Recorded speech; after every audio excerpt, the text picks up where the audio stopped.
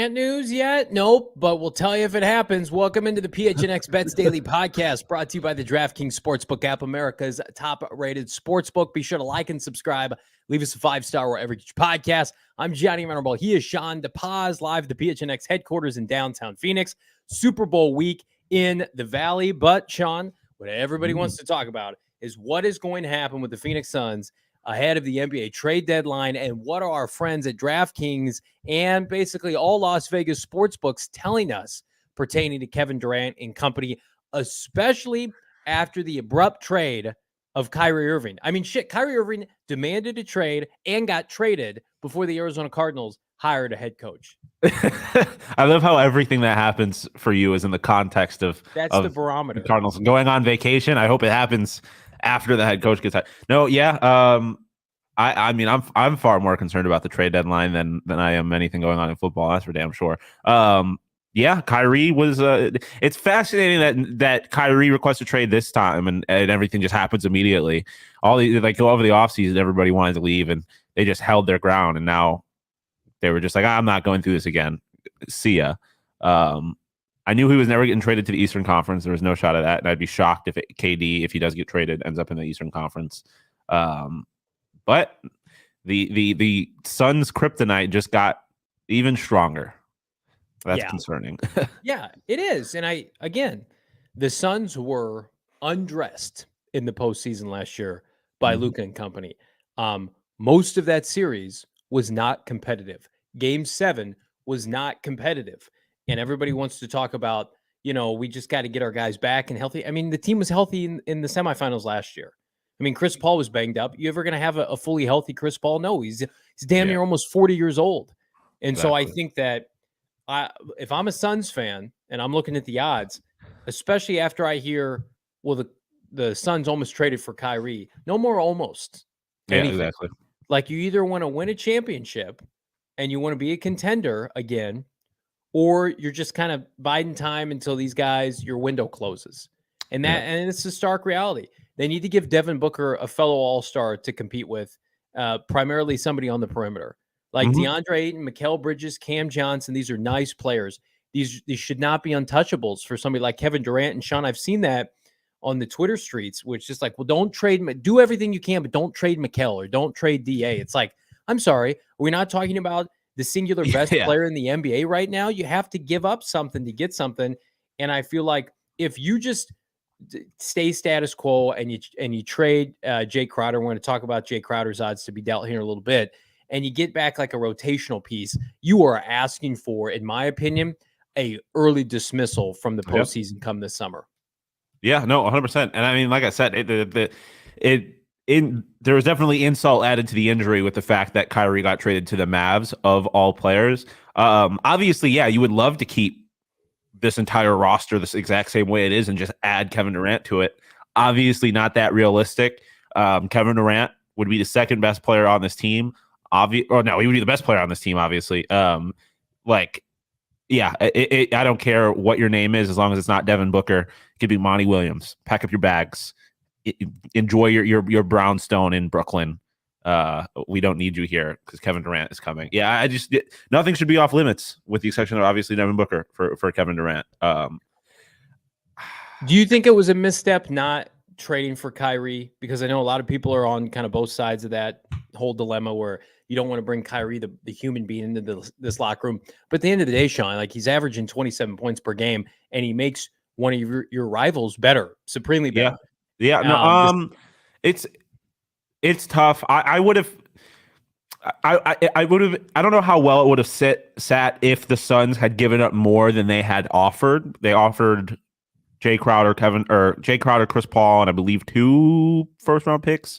If they had given up any more than that, I don't know how well it would have sat with me, considering that Kevin Durant that Kyrie Irving is a free agent in the offseason. You don't know that he is staying. But it definitely, in hindsight, if just to block him from becoming a Maverick would have been worth just about anything. So it is definitely a tough one to swallow. But I mean, there's still plenty of time to make not a Kyrie sized addition, but a significant addition So maybe ultimately it will be for the best, but we'll see. Well, we're going to talk about who could potentially be dealt over the course of the coming days and where you should be, I don't know, dabbling some of your funds, but do, of course, on the DraftKings Sportsbook app. Speaking of DraftKings, I think we are in one of the best times to gamble on DraftKings over the course of 365 days in this calendar year. We're talking about, of course, Super Bowl 57, waste management on deck. Love a good trade deadline odds that we're going to get to here in a second. But speaking of Super Bowl 57, all the props are available. All the novelties are available ahead of course, the spread, the money line, the over-under, whatever you want to do it on DraftKings. Download the DraftKings Sportsbook app now. Use that promo code PHNX. Get this, Shawn. New customers can bet a mere $5 on Super Bowl 57 and get $200 back in bonus bets instantly. A 5-spot, whatever you want to do. You don't even have to win your bet. You get bonus bets, $200 worth. That's only at the DraftKings Sportsbook with promo code PHNX. Minimum age and eligibility restrictions apply. See show notes for it. Details. I talked about it last night on our Sunday night Cards After Dark show. My DraftKings pick of the week for the Super Bowl is, of course, Philadelphia money line. I think the Eagles are going to win the Super Bowl. You're shaking your head. You're not. You don't like that? No, I'm all the way in on the Chiefs. Patrick Mahomes is the greatest quarterback of all time, and he's he's got to win more than one ring for that to be true. Okay. Well, I feel like they were probably pretty fortunate to beat Cincinnati. Cincinnati, I thought was the better team, but home field advantage. They got a couple calls from the refs. Eagles still haven't beaten anybody. They haven't beaten damn soul. They beat Daniel Jones and Josh Johnson to get to the Super Bowl. Not even they beat half of Josh Johnson and an injured Brock Purdy. Not if Johnson had played the entire game, it would have been more valid than what they had ended up having to do. I think it's going to be a great game. And I think if you're not on DraftKings right now, dabbling on those bonus bets, what are you doing? Promo code PHNX. Get in right now before it expires, but it's ready to rock and roll through Sunday. So check it out. We're going to check out what we feel like are some favorable odds to see some superstar and some rotational players get traded ahead of Thursday's trade deadline. Shawn, what do you like? Yeah. Let's see. First off, Obi Toppin plus 190.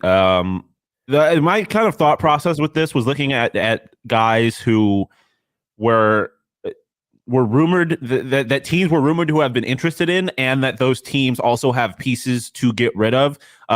Jazz rumored to be interested in Obi Toppin, and plenty of teams are rumored to be interested in the Jazz's Kelly Olynyk and Jared Vanderbilt. I just think you got a bunch of pieces here who look like there's a good chance they're going to get moved. Obi Toppin at plus 190. I like it. John Collins minus 140. This one just seems free. I mean, this is a guy who's been, for a couple years now, a trade candidate at the deadline. His usage rate is dropping, I believe, the lowest it's been in his career. It just seems like it's a matter of time before he gets moved, and the odds suggest that. But at pretty close to even odds, I like that a lot. And then Pascal Siakam plus 190. It just seems like the Raptors are going to do something. It seems kind of like Siakam, OG Anunoby, Fred VanVleet, someone, if not all of them, are going to be on the move. Pascal Siakam, and the Suns are a team that seem like they are almost certainly going to have to make a move of some sort. Pascal Siakam is a guy that has been linked to the Suns. The Suns apparently have interest in whether or not he ends up on the Suns. I feel like, again, at plus money, there's a pretty good chance he gets moved. So I like the value there. Josh in the chat says, let's be honest here. We've all been waiting for the Suns to make a move, but it never happens. It's going to be too late. I think they're going to make a move, but is it going to be a substantial move? Yeah. Is it going to be a move that elevates them from, I would say, middle of the tier right now? Certainly the record would support that, to a championship level team. Mm-hmm. And again, my Arizona Cardinals made the mistake of this. They ran it back from a team that won 11 games, but was fraudulent, as we saw, and they won 4 games as a result. Are the Suns overvaluing a team with talent that won 60-plus games last year, but then was exposed in the postseason? I think those are the questions that you have to ask yourself. And just with the change of hands and ownership, like these are difficult times, because I get it. You want to set yourself up for success, but you also want to try to get the franchise their first championship. Here's what I like, Shawn. A couple lengthy odds right here. Jae Crowder, of course, minus 700. Just parlay that with any of the plus money bets that you want to dabble with. Crowder Suns would be doing themselves an incredible disservice not moving off of Jae Crowder, given the fact he has not played the entirety of the season. I think this is a done deal. I also think, I mean, how many times are the Lakers going to attempt to put Russell Westbrook in a trade that doesn't go through? Do the Lakers at just some point just say, hey, Russell, go play somewhere else? We're going to try to, eat some of the money. Maybe we'll get some assets back, try to flip a move, make a move this summer. They have such minimal cap space to work with. And I do think Russ sells tickets. You could go and have him go to a team for the latter part of the season, couple of months, and be viable somewhere else. Yeah. But this was just a horrific decision to bring him on board. And again, tried to flip him for Kyrie. Obviously, that didn't work. Would not surprise me if he got moved. And then kind of the flyer that I'm throwing out here, again, before the show, we got tipped off that Ben Simmons, quote, doesn't have any trade value. We're gonna find out about that. The Nets seem staunchly committed to flipping the roster. And that's not to say, even if Kevin Durant doesn't get traded, like they're not viewing themselves as a contender. But could you get something of substance for Ben Simmons? Could you send Ben Simmons somewhere where the magnifying glass isn't as big, like in Orlando or something like that, where he can just go back to being a basketball player? Because whatever this novelty is with the Nets and subsequently his end of the line time with Philadelphia, this is not the best place for him. His headspace is not good. He went from a guy who could at any point drop 20 plus points in an NBA game, first overall pick, to he can't score at all now. So I feel like if you're cutting your losses with Kyrie, why not consider doing the same thing with Ben Simmons? Because the optics won't be nearly as bad as trading away somebody like Kevin Durant. Yeah, I mean, I would be interested to see him on the Clippers. I think that the Clippers are an interesting one because obviously you talk about the spotlight thing. Being in LA doesn't necessarily align with that, but no one pays attention to the Clippers. And if you are, you're paying attention to the fact that Kawhi and Paul George never play. It would be interesting. I was going to ask you this: do you think the Lakers are overvaluing Russell Westbrook? I mean, no, because I mean, based on what I had seen, they were looking for like unprotected first for Russell Westbrook, and that if I'm a team, I'm not giving that up for Russell. Well, Westbrook. I think that they want to try to be viable at the end of the season, and they feel like Russell at least makes them viable because he's a name. But I mean, like that team is. No one wanted their scraps. I tweeted this out after the deal for Kyrie went down. What was that, Saturday? Like the Lakers have nothing of value to offer outside of Anthony Davis, and they're not going to trade AD. So I just feel like they just I love that the Nets ownership and their GM was like, we're not going to trade Kyrie to the Lakers, no matter how good their package is. And I live for that. I live for that kind of spite and hatred in professional sports. And again, Russell Westbrook on a team that's under 500 that just wants to sell tickets, I think is go out and here's what I love about Russ. He plays every game and he plays his ass off. So if I'm investing money to go watch an NBA game and take my 7-year-old, that's what I want to see. But is he a championship player? Of course not. So the Lakers, they made their own bed. Now they got to lay in it, right? And the Suns, I'm sure, are like, we don't want to make those same mistakes. The difference is you've got Chris Paul in his last legs. You've got Devin Booker, who I think at his best, top 5 to 7 player. Like, go out and try to go all in and win a championship. I don't think Phoenix, the Valley, is going to hold any ill will if you try to do that, and then maybe it costs you a year of contention 3 to 5 years down the line. You know what I mean? Yeah, for sure. Little tinfoil hat moment. Maybe Cy traded him to the Mavs just so former Net kid could win a ring. Just saying. Interesting. There's so many dots that can be connected in the NBA because there's so few like players and starting lineups that everybody's had their hands all over everybody else. But and to spite former Maverick and former Nets coach Steve Nash. Do you find it odd, Shawn, that Kevin Durant you can't even get even money on him being traded? Like, I think his trade odds on DraftKings right now are, I think, minus 110. Kevin Durant before the show was, I think it got pulled, but it's minus 200 now. So again, for those of you who don't know, you'd have to lay 200 to get 100. Yeah, which is crazy to me. It is. I'd be plus 200. I wish they offered odds for like yes or no get traded, because that seems like a lot to do at this point in the season, is to move a guy it's going to take as much as Kevin Durant. And I mean, we've been here before. We've been in this situation. He didn't get moved. We knew that he wanted to leave. You'd have to imagine he wants to leave now. But Chris Mannix and company of Volume Sports said like they're not motivated to move him. They think with the They pieces want they to got build around back, him. yeah, that they think they can be a contender this year. And Yeah. plus 200 or minus 200 would say otherwise. That Yeah. So they I'm think not he's convinced leaving. that they are going to move him. No. I see, because my thing for the Suns is yes, Kevin Durant makes you better, but with what you have to give up for Kevin Durant, are you still deep enough to be a legitimate contender? I don't think so. And do you But have the that depth, time to make those but that moves? depth did them nothing last year in the postseason. Like the memories of Mikal and Cam wetting the bed and they being so Devin dependent in the semifinals. I get it. Like maybe you make this move and you don't win it all this year, but at least you've got Kevin and Devin then into 2023 and beyond, where your guys can come and play for the vet minimum because they want to try to win here. And Yeah, but so was that not the exact thought process with the Nets? And I would argue yeah, that KD and Kyrie is better than KD and Devin Booker. no way. You think Kyrie's a better player than Devin Booker is right now? You'd rather have Kyrie? Well, I No mean, way, if you're it depends What? on what we're talking about. If we're saying like one game, then yes, I'm taking Kyrie over Devin Booker every time. Devin Booker's younger and obviously a little more trustworthy for a number of reasons. That I would take Devin Booker, but you stay status quo with this team, with this roster. You're not, and I love the Suns, and they I can mean, get I hot. agree. Yeah, But the West is also ass this year. It's not any good. Like the yeah. East is loaded. They've got, I think, 2 of the top 3 teams in the NBA. People dragging you, Shawn, in the chat for saying Kyrie over Devin Booker. Kyrie's the top 3 point guard of all time. He is. And I would have listen, had they made the move, I would have applauded it. I would have said, hell yeah, because they're trying to win a championship this year.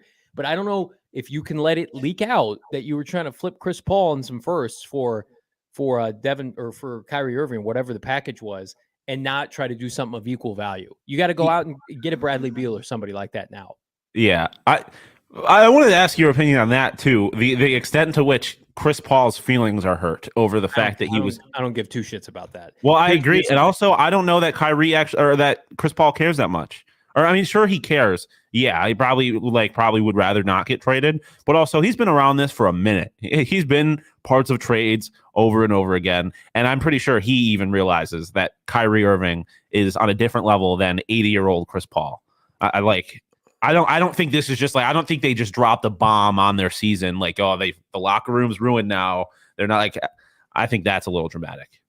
I don't know. You can't write this stuff. Chris Haynes saying that Devin Booker of the Phoenix Suns, of course, is making his return to the lineup Tuesday against who else? The Brooklyn Nets. I would just Spencer say Dinwiddie and the Brooklyn Nets. Send Kevin Durant home on Tuesday with the Suns, but trade deadline's this Thursday. So he'd have to ship him out on the PJ a hell of a lot faster than that. We're live every day, PHNX Bets Daily podcast, myself and Shawn. We're back tomorrow. Then Shawn's holding down the fort the rest of the week as we've got our crew and company, All City, live at Radio Row here in the Valley. It is Super Bowl week. Not sure if you've heard of that or not. We've also got waste management coverage on deck, the NBA trade deadline, Coyotes, Fast and Furious content coming from where else? PHNX and PHNX Sports on YouTube. Be sure to like and subscribe. Leave us a 5-star wherever you get your podcast. I mean, like I texted Espo yesterday, Shawn. I'm like, we just be live all the time waiting for Kevin Durant. Like it's just the Kevin Durant PHNX News Network. Well, we should have a 24-hour news thing because at some point either Kevin Durant's going to be here, y'all are going to get a new coach, ASU is going to get a 5-star recruit. PHNX Sun Devils, by the way, live 2 p.m. here on the PHNX YouTube page. So who's your guest today? Who's your guest, Shawn? Well, we may or may not have a little bit of a conversation with the one and only Kenny Dillingham, head coach of Arizona State football, on our show today. So stay locked in for that. Check it out. 2:00. Proud of you dudes. Shane Diefenbach and company holding it down. We're holding it down all day, all week. PHNX Bets Daily podcast. Thank you, everybody. 63 people. Leave a like on this video. Subscribe to PHNX Sports if you have not done so already. For Shawn DePaz, I'm Johnny Venerable. We'll see you tomorrow.